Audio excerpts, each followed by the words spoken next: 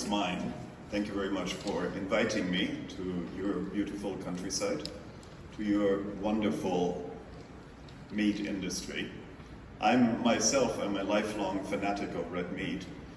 But until a couple of years ago, I actually was not scientifically interested in livestock and red meat. I just like to eat it.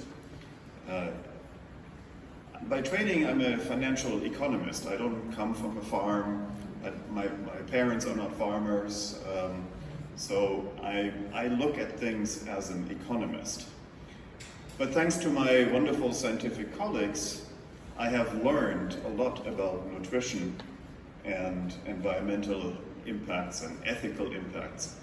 And what I'm going to do now in this presentation, I will report from my colleagues. So most of the things that I'm telling you tonight is not research that I have done. This is research that my colleagues have done and that I have the pleasure to report to you about. I will also include one analysis as an economist that I will share with you at the end. So earlier, this stand was mentioned in Anuga, and I actually was in Anuga on the stand, and I tried your meat, and this is a picture that I took with my iPhone. So, and this wonderful lady whose name I forgot, I told her I'm going to speak in Wales at this conference, and she said, well, when you do, say hi. So the message is reported, and I can confirm to you as a lifelong red meat addict, your meat is wonderful. At least on that stand it was. So this is what I do in my GOALSciences, and I'm not going to talk about this a lot. I do encourage you to go and visit my website, and then you'll see and hear a lot more about it. What I want to say now is, when we talk about the role of livestock in society, we need to look very closely. At first sight, you might see here a group of horses, dark horses, riding through the desert. But at closer look, you will see that these are actually a group of zebras.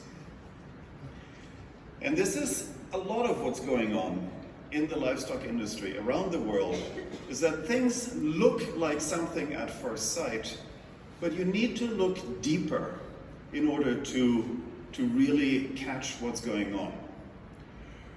And you are ambassadors of this industry. There is nobody else that's more an ambassador than the farmers who are growing these animals. And I need to encourage you to take that role of ambassadorship very serious. And go to the doctors in your communities, to the head principals, to the mayors, to all the people who have influence in your communities, and engage them in a discussion and have them look 2 or 3 levels deeper. Bring them in the discussion and go deeper with them to let them understand what's happening. Now, your tool of being able to do that, besides your knowledge that you have on your own farm, is this thing, okay? So this is the documentation of that Dublin conference that we have, that was just mentioned. So in April of this year, this scientific publication, Animal Frontiers, came out, but I hesitate to call it scientific because then it seems to be like a barrier of entry. Oh my God, it's scientific and I can't read it. No, this thing was written for you. This is in a non-scientific language.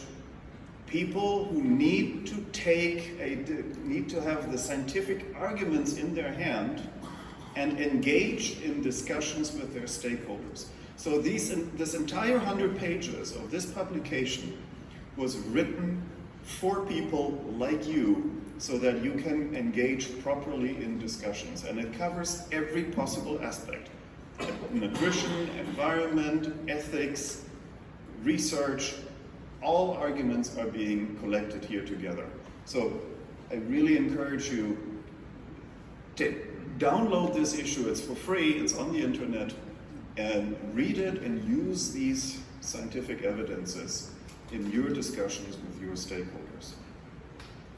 So I will mostly be reporting out of this thing to you now. So let's start. The Dublin Declaration with almost 1,200 signatures. So I want to start with Professor Alice Stanton from Ireland. And I hope many of you already know about Alice. She is a superstar in our group. And she gave this presentation in Dublin on this question of how much red meat is good for us. And so the answer is, for as much as the scientific evidence can tell us, there is a certain limit to what we know, and beyond that limit we don't know, but to the degree that we do know, it is not dangerous, okay? So this is summarized on this chart here. What do we see? On the horizontal axis, we have the amount of gram per day per person. So 50 grams per day, 100 grams per day, 150 grams per person per day. And if this line would be showing upward, if it was an upward showing line, then there would be a health problem associated with that. So if it's an upward sloping line, then we have a health issue with consumption of red meat. And if it's a downward sloping line, then it would be beneficial to your health. Now, for the largest degree, basically everything with a reasonable amount of confidence interval, these lines are straight, okay? They're flat. If the values here on the y-axis are 1.5, for comparison, cigarette smoking has a value of 4 or 5 or maybe even 10. Okay, so that's how dangerous cigarette smoking is relative to red meat. Eating red meat at any known quantities is not dangerous to your health. It is also not beneficial to your health. Okay, the line is just straight. It's just straight. There is no real health implication on how much red meat you eat. So, good news and bad news, you might say, but I mean, some people say you should eat red meat 3 times a day because it's medicine. It's not, okay? And this chart really summarizes 30 years of scientific evidence, all scientific evidence that's related to the health of red meat consumption is summarized on this chart. So, I mean, that's about that. Now, if 30 years of scientific evidence on red meat consumption is summarized on this chart, and if I tell you that there's no impact, why do we keep on reading? Why do we continue to keep on reading in the news all the time that red meat consumption causes diabetes, cardiovascular disease, all sorts of issues? And why do we keep that? So, one of the reasons is because of this thing, the Global Burden of Disease Study. Now, this is a list of all the primary authors that are involved in the global burden of disease. GBD is a very important scientific instrument. It is informing basically all public policy on food, not just meat, sugars, vitamins, minerals, and so on and so forth. So it is essentially saying, what is the relationship between the food that you eat and disease burdens that you get as a result? And this is a very important scientific instrument. It is being conducted by thousands of researchers every couple of years. And Alice, together with some of my other colleagues, studied that document in detail and asked the question, okay, how come between 2017 and 2019, suddenly the estimate of death attributable to red meat increased by a factor of 36. So what methodological change was suddenly informing that red meat became 36 times more deadly between GBD 2017 and GBD 2019? So they asked a couple of questions and took a long time until they finally got an answer. And when they finally got the answer about half a year ago, The authors, Christopher Murray, essentially said, actually, after all, there's no evidence supporting it. The setting of red meat to TMRL to 0 is not correct, and we will actually immediately correct that. Now, that immediate is a little bit not so immediate. We're still waiting for the correction. But this is actually a positive example of science being able to heal itself. The global burden of disease study was simply plain wrong. And Alice Stanton pressured the authors and the publishers towards admitting that it was wrong and that a new report will be issued correcting that. So that was one of the reasons why we keep on hearing about these negative news, and it's now hopefully soon being corrected. Now, why this was done wrongly, at this point we can speculate about that, but let me maybe show that with this example here. So Walter Willett. Walter Willett is a professor of nutrition at Harvard University. He's 78 years old. He has a very long and distinguished history in science. He has almost 2,000 publications, peer-reviewed publications, several books. There is a diet that's called after him, Walter Willett. You may have heard about the Mediterranean diet. It's basically his invention. So Walter Willett is a superstar in the nutritional sciences. He's also wrong. Now, he doesn't know that, or maybe he does know that, but he doesn't want to admit it. We don't know. So just 2 weeks ago, again, he came out with this study here, studying the red meat intake and associating that with risk of type 2 diabetes in a prospective cohort study of the United States females and males, and it's a very scientific thing. And the conclusion was, our study supports current dietary recommendations for limiting consumption of red meat intake and emphasize the importance of different alternative sources of protein for type 2 diabetes prevention. Says one of the most important nutritionist professors worldwide from Harvard University. So he just published that 2 weeks ago. And he keeps on publishing the same thing for more or less the last 25 years. So that's not news. He keeps on publishing, republishing on the same data, and republishes it again and again and again, and again and again and again, the scientific community proves him wrong. Okay, so it's been thoroughly debunked. This is just simply not true. And now we need to ask ourselves the question, how come such a famous professor at such a famous university is allowed to keep on publishing this nonsense? When it was first published 25 years ago, you could still say it was an hypothesis. Okay, fine. But we have since then run so many oftentimes blind experiments, all kinds of scientific proofs. We've studied the correlations. It's been thoroughly debunked, yet it keeps on being published. And the studies that are debunking it, they get buried in some scientific academic material that never sees the light of day. But when Walter Willett publishes this, it becomes headline news in all scientific, in all mainstream media.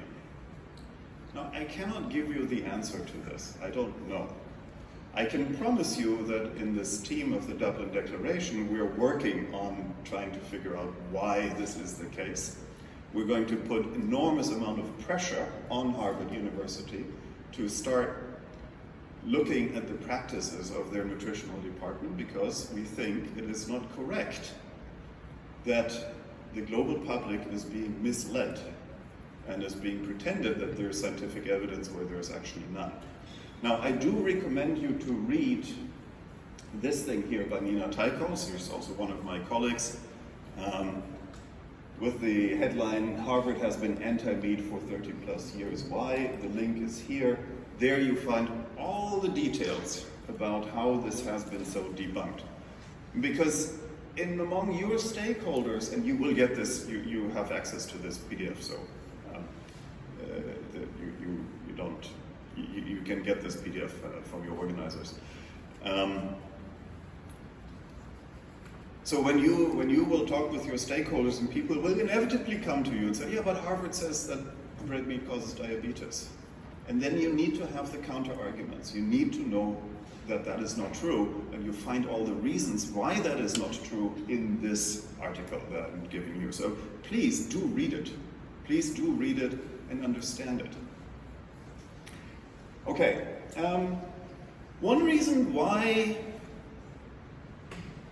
red meat is not dangerous to us is because of our evolution. Okay, so for 2 million years we've been eating animals, primarily eating animals. We are an animal, all right? And everything about our physiology, from the way our teeth are structured, how our saliva is structured, how our food then gets into the stomach, the size of our stomach, the biology of our intestines, everything about our specific biology has been programmed by evolution to be a primarily carnivore diet, all right? And it's essentially all of this has been by Professor Neil Mann from Australia. He explained that in his lecture. By the way, these lectures are also, I mean, these presentations, they can also all be downloaded on the website of Chagast from Ireland. They're all there. If you're interested in the subject, you can read that 20-minute presentation, listen to the 20-minute presentation, or you can read any of his several books that he published on this topic over many decades. We are a carnivore animals, and said that we became more of a vegetarian eater since the Neolithic food revolution has not done us well, right? We are not doing well nutritionally out of that. We're not cats, okay? So cats can only eat meat, basically. So we can and should be eating some degrees of plant-based foods, because we also need the fiber content in all of this.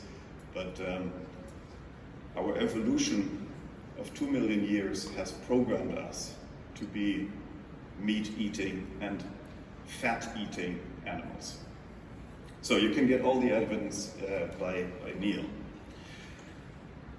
Now let's switch a little bit over to the ecosystem aspect, to the environment. So this was nutrition, right? So Pablo Manzano from Spain, he is an ecologist, a very fervent ecologist. He does not use a single piece of plastic in his life, so no plastic in his life. He makes sure that everything that he wears is of natural fiber. At home he has no plastic, okay?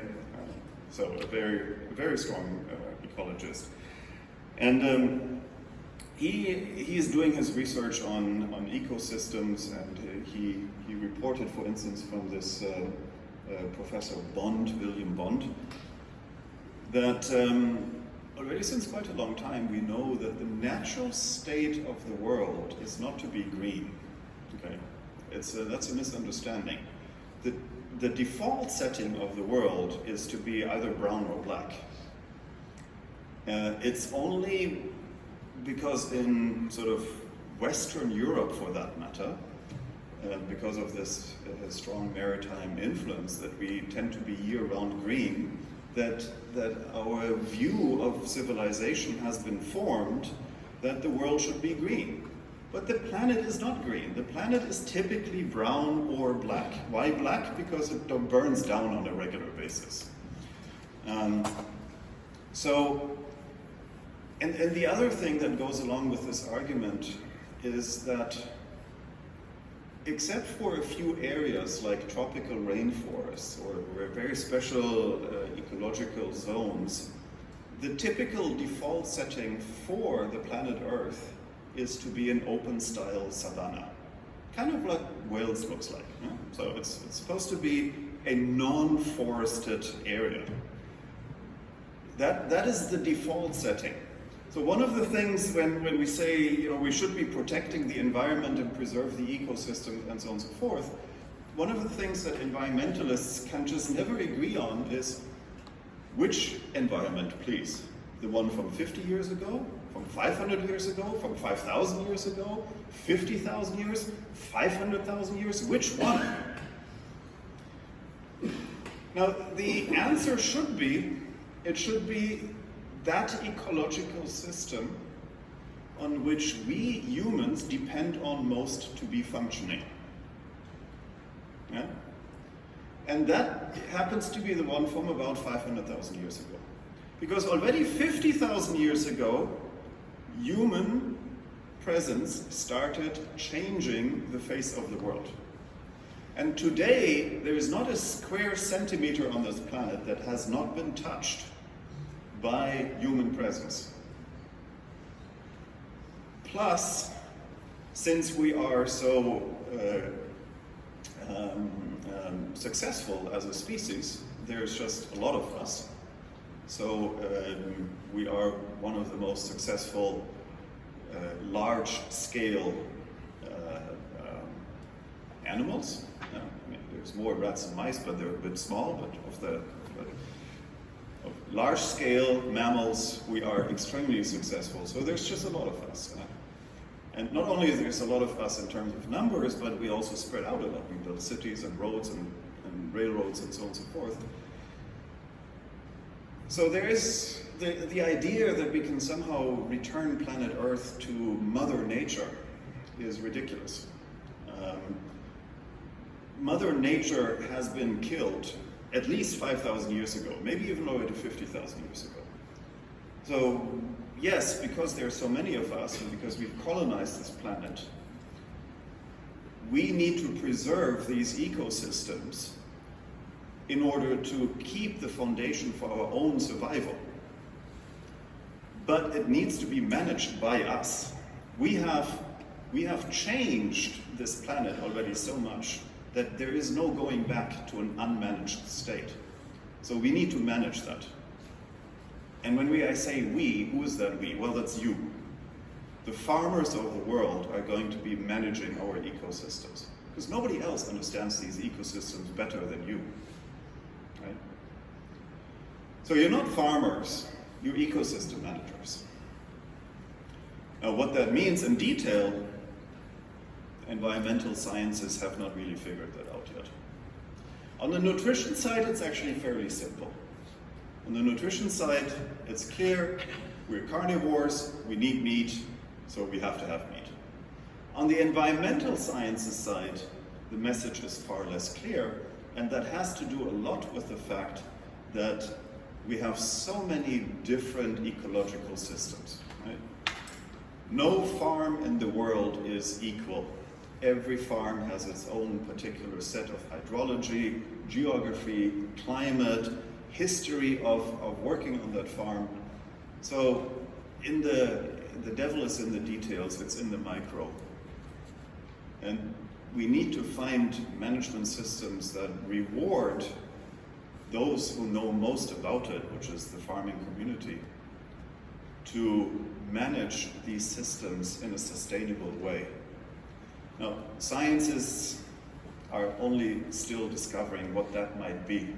So this is going to have to be a joint effort by the scientific community and the farming community. Otherwise, we're not going to get it right. So that's kind of the message of Pablo. Then we also had Jason Roundtree from the United States, more or less saying the same thing. We will not go further into detail on that. Again, all these presentations, you can download them at Chagask on the website if you're more deeply interested in that. Here's another example that I want to say 2 minutes something about. This is Max Makovize from Zimbabwe. There's a 60,000 hectare ranch on which there can be potentially 15,000 head of cattle be ranched. And on the same piece of land, without really having internal fences, there is also a wild herd of 160 elephant bulls There's about 100 wild giraffes. There's thousands of zebras and antelopes. There's even a couple of predator species, probably around 200 families of leopards. So, and then untold numbers of birds and so on and so forth. So this semi-intensive ranching operation is living on the same piece of land as a wild herd of megafauna. And they actually coexist with each other. Now, one way of why they can do that is because they do rotational grazing, heavily supervised rotational grazing, and then the cows go into their kraal in the evening, during the night, where they will not be eaten up by leopards. So you can do that because labor is very cheap in Zimbabwe. It just goes to show that if we give farmers the right tools, we can create amazing solutions. It's not a contradiction to manage a landscape with human-managed animals and at the same time lose the biodiversity that should be there naturally. And it's the same insight that you discovered on your land as well. That they actually, if you do it right, they can mutually reinforce each other rather than being a cost towards each other. Now, we also had Professor Moretti from Brazil actually telling a rather similar story. And then we had Wilhelm Windisch from TU München. He makes the point, and that is always overlooked in these environmental discussions. You know this. To produce 1 kilo of vegan food, 1 kilo of vegan food produces 4 kilo of inedible biomass. And what do you do with that 4 kilo of inedible biomass if you don't feed it to animals? Well, I can tell you what you should do with it. If you don't feed it to animals, you have to burn it. Because where do you put all that huge amount of tonnage? You can't leave it out in the wild. It will dry out, and if you just let it dry out there, eventually a fire will burn it up. So either you burn it immediately or you get wildfires. There is only 2 usages for biomass. Either a ruminant will eat it, or an animal will eat it, or a fire will eat it. Okay? All biomass will end up in either of these 2 channels. But if we can bring that biomass and feed it ultimately to a human-managed animal, then we also get food out of it.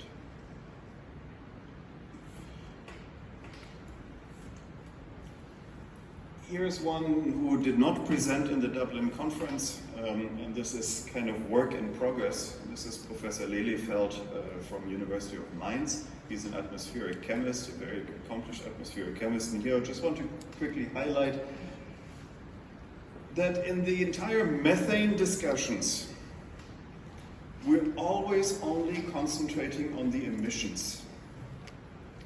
How many emissions a sheep has while it's pregnant or eats this or that, and how many cows and blah, blah, blah, and so forth, you know, feedlot versus. We're always talking about the emissions. We're barely ever talking about how methane gets destroyed in the atmosphere. There we just use that average factor of 11.8 years, and that's the rate of destruction. Now, it so turns out, and that's what these pictures show you, in the upper left corner, you know, the blue belts say that methane stays in the atmosphere for about 2 years. And on the polar belts, where you have red and yellow stripes, there the methane stays in the atmosphere for between 100 and 1,000 years. So actually, the rate of destruction of methane is also local. We're not dealing with a global average of how methane gets destroyed. We're actually dealing with local circumstances. And therefore, the implication is that the methane that you ruminants here in Wales are emitting into the atmosphere may very well have a different impact on the atmosphere than a methane that gets emitted in, let's say, Poland, or in Turkey, or in Ethiopia, okay? So this is a side of the whole methane story that is being very much under-investigated, and that's something that we are also working on in our circle, and stay tuned. This is some kind of analysis we're doing, and I will not explain it to you. Okay. Now I promised you an economic analysis. How am I doing on time, by the way? I'm doing good. So here's my economic analysis. As I said, so far I've been always telling you about things that I learned. Science is very educational, especially if you do it yourself. Here's an economist analysis. So what we're seeing here is this blue bar is the cost of 10 grams of protein derived from cattle meat.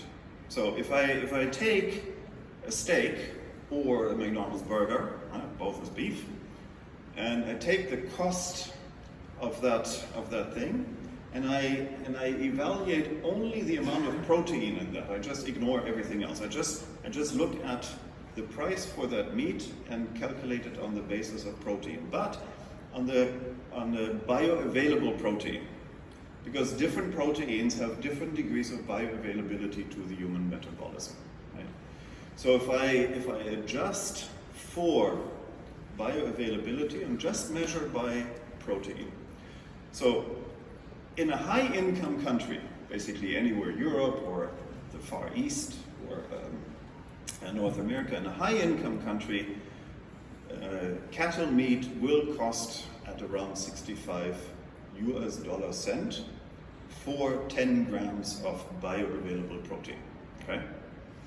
Now, in an upper middle income country, so this would be like Brazil or Eastern European countries, their price is 45 US cents, and then if we go to lower middle income countries or low income countries or China or India, you see there's a kind of a fluctuation between 50 cents and $65 cents. Now here's a lot of different data is being thrown together, so I wouldn't be measuring things here in terms of, you know, a cent up or down. The message here is basically cattle meat, or the protein from cattle meat around the world is somewhere between, you know, around 55 US cents. And it's all in the same dimension, same region. Now if we do the same analysis for pig, we see that pig and cattle meats are in the same area, you know, roughly similar price.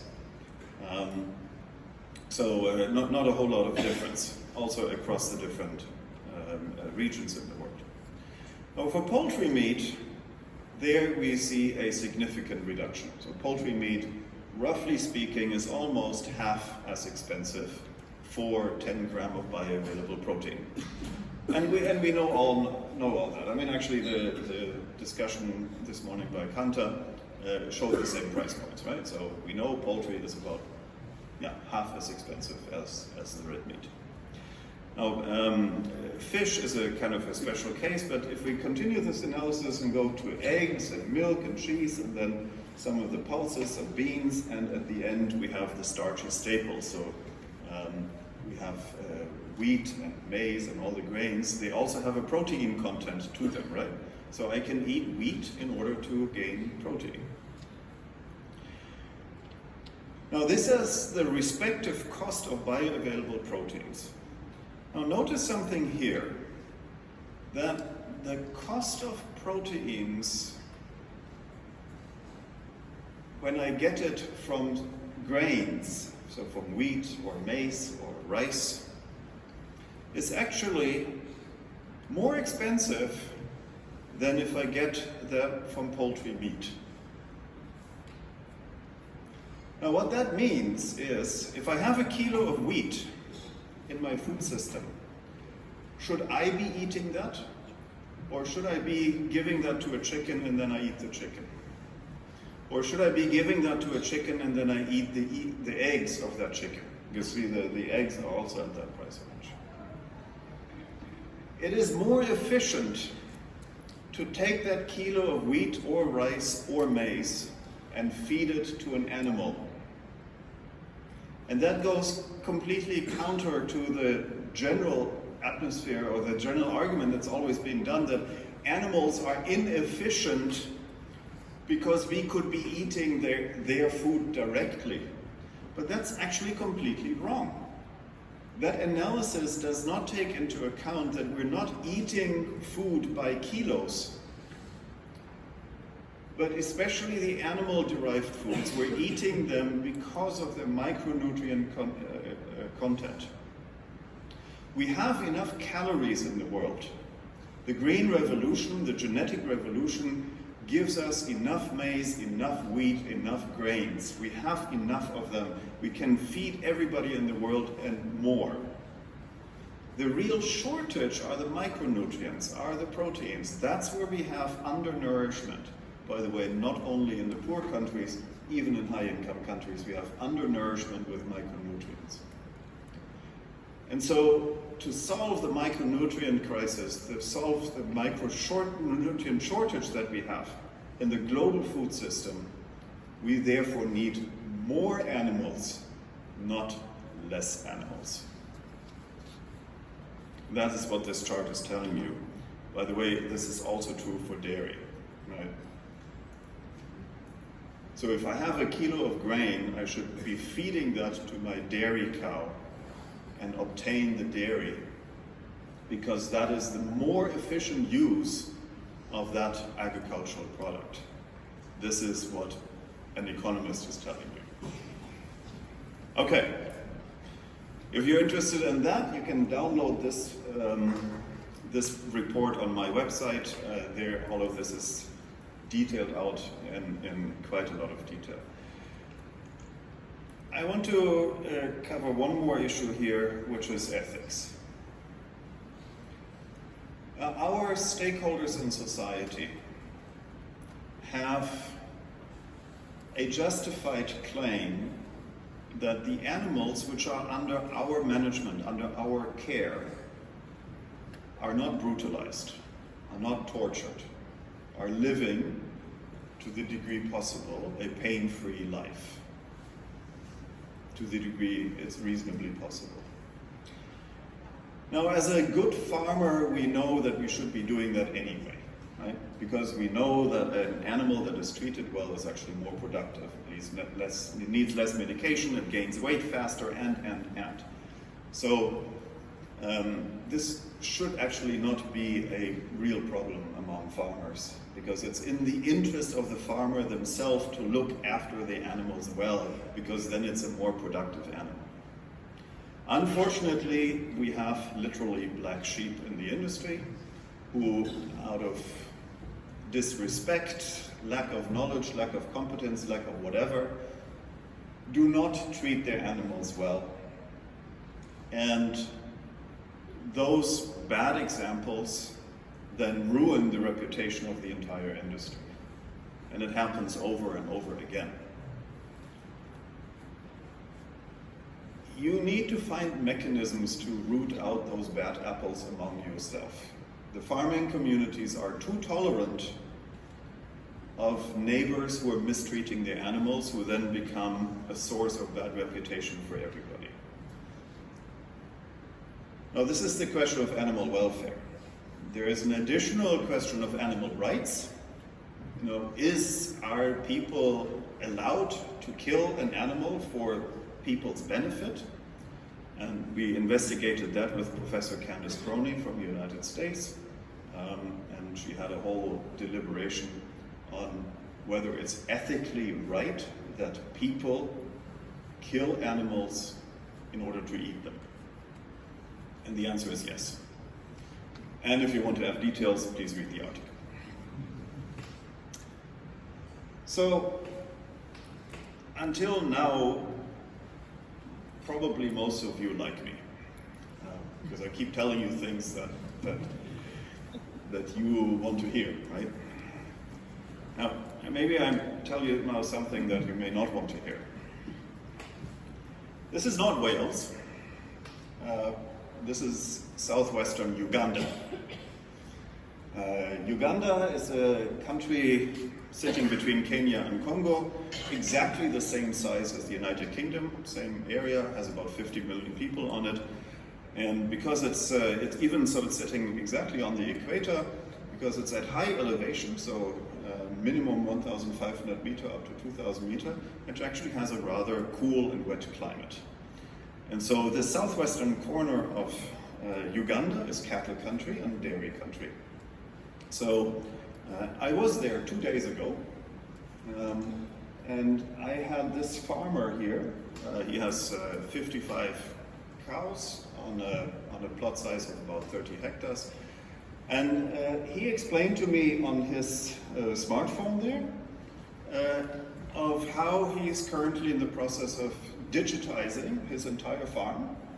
That he has all data of all of his animals on this digital app, how he's going to track issues of insemination, vaccinations, tick treatment, also the interaction with the grass cover, and. So basically all his farming operations over the course of the next 12 months will then become completely digitized on that app. And in a next step, all the financial transactions between him and the dairy will also be transacted through the app. And the reason why I was there is, among other things, it was a World Bank sponsored project that I wanted to understand how that is. You know, this farm is 300 kilometers, the area is 300 kilometers away from Kampala. It's a 5-hour ride. And then we had to go 30 kilometers on a dirt road. And then the last stretch was about 20 minutes by foot to reach this farm. And there I got a lesson into how to digitize the farm. Now, if you do not digitize your farming operations, if you do not have a detailed understanding of what exactly is going on with the root system of your grass, if you do not have a detailed understanding of how the gut biome of your ruminant animals impacts the manure that they are putting on the ground and how that manure is impacting the soil biology of your soil, if you do not understand these things in detail, and that means that you will have to digitize all of these things, then you have no justification to be a farmer anymore.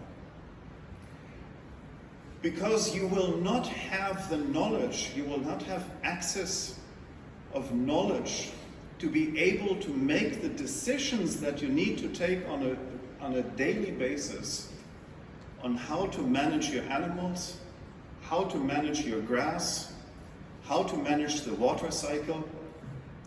You cannot make those decisions anymore unless you have all this knowledge available at your fingertips, and the only way in which you will have it at your fingertips is by digitizing your farm.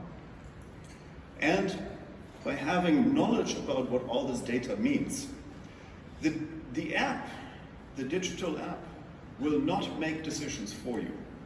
It's not a decision maker. It's a supply of data so that you can make your decisions. But if you don't do that, very soon you will not be able to be productive anymore because you keep making too many wrong decisions. And you will not have the data at your hand to defend your social license to operate. Because for better or wrong, the society that you're living in wants to know whether you are a good custodian of that land that you have under your management. This is a different way of saying that good farming has always been about innovation. Farming has always been an area of very fast, innovative progress. And you need to innovate out of the problems that farming, the structural problems that farming has. You will not get your Director of Rural Affairs to solve these issues for you. It's not possible, okay? You may have that demand on him, poor him, but it's not going to happen. You need to innovate yourself out of these structural problems. And that innovation will enable you to make the right farming decisions every day. And it will enable you to regain and maintain the social license to operate, without which you don't have a business. So, a few tough words at the end. Please follow me on GOALSciences.